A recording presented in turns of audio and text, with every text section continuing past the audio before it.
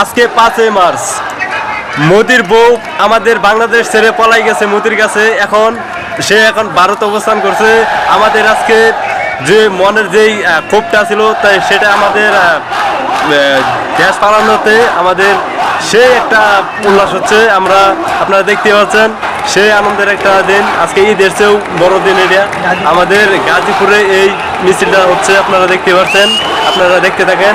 আর শুধু প্রতি মুহূর্তে এরকম সংঘর্ষ হয়েছে। আপনার দেখে অনেক জ্বালাইছে কয়েকদিনে। ছাত্র মারছে, ছাত্রদের বিচার চাই।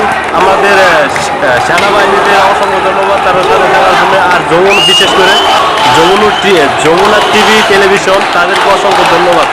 তারা আমাদের শুরু থেকেই আমাদের পাশে ছিল। খারাপ ভালো মন্দ সবই তারা আপডেট দিয়েছিল।